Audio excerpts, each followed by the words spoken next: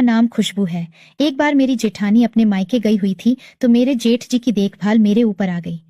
हम दोनों उस रात घर में अकेले थे। दोस्तों, मेरी उम्र 28 साल है और मेरे आकर्षक देखने में बहुत खूबसूरत हूँ। मेरे बच्चे नहीं हैं। मेरे पति बाहर काम के सिलसिले से गए हुए थे।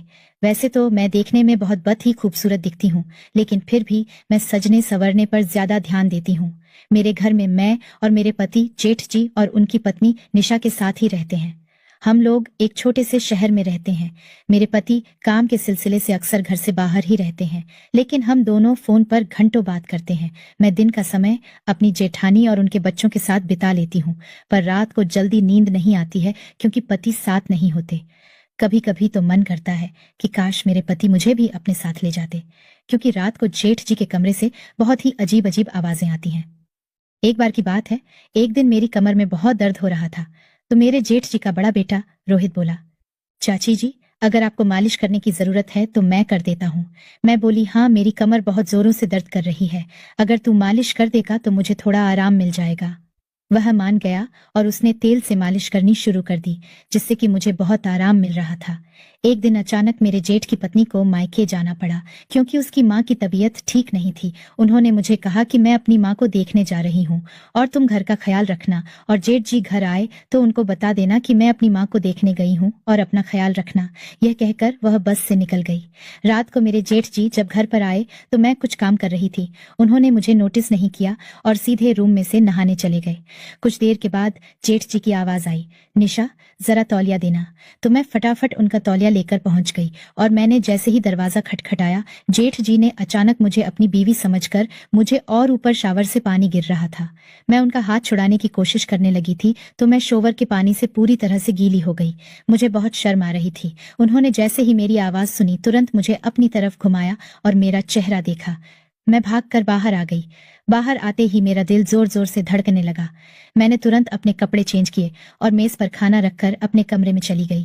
जेठ जी नहाकर बाहर आए और फिर जेठ जी ने मेरा हाथ पकड़ा और बोले, सॉरी, मैंने तो निशा समझ लिया था। मैंने कहा, कोई बात नहीं जेठ जी, मैं समझ चुकी थी कि वह सब गलती से हुआ था। तो वो बोले, अगर तुमने मुझे माफ कर दिया तो साथ में ही बैठकर खाना खाओ।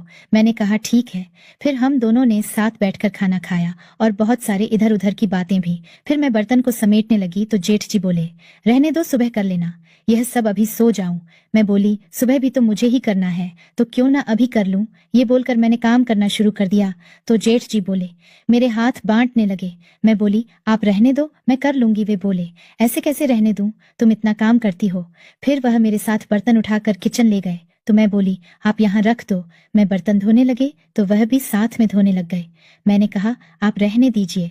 वह मेरी बात सुनकर भी सफाई कर रहे थे और वे बोले, इसी बहाने तुमसे थोड़ी बात भी हो जाएगी और जल्दी सारा काम खत्म करके हम दोनों कुछ देर बातें करेंगे।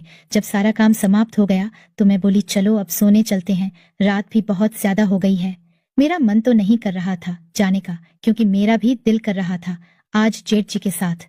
तो मैं अनमनी सी अपने कमरे में जाने लगी और मुझे गुड नाइट कहा। सुबह जेठ जी जल्दी उठ भी नहीं रहे थे और मैंने सारा काम खत्म करके नाश्ता बनाने लगी।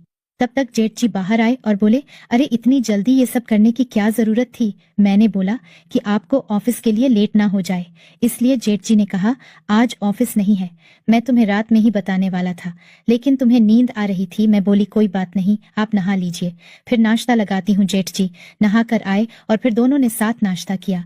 फिर जेठ जी ने कहा, तुम बहुत दिन से बाहर नहीं गई हो और भाई भी नहीं है जो तुम्हें कहीं घुमाने ले जा सके। चलो आज हम कहीं घूमने चले, अगर तुमको मेरे साथ बाहर घूमने से कोई दिक्कत ना हो तो। मैंने कहा, अच्छा जेठ जी, मुझे तो कोई दिक्कत नहीं है, पर अगर दीदी को पता चला तो। मैंने मुस्कुराकर कह दिया। जेठ जी बोले, तुम क्यों टेंशन लेती हो, क्या मेरा इतना भी हक नहीं है तुम पर। इसके बाद जेठ जी मुझे बाहर घुमाने ले गए और पिक्चर भी दिखाई और फिर होटल में भी खाना खिलाया और बहुत सारी शॉपिंग करवाई। शाम हो गई। जेठ जी ने रात के खाने के लिए इधर से ही बहुत कुछ ले लिया था। फिर रात को हम दोनों ने एक साथ खाना खाया और मैं काफी घुल मिल गई थी जेठ जी से।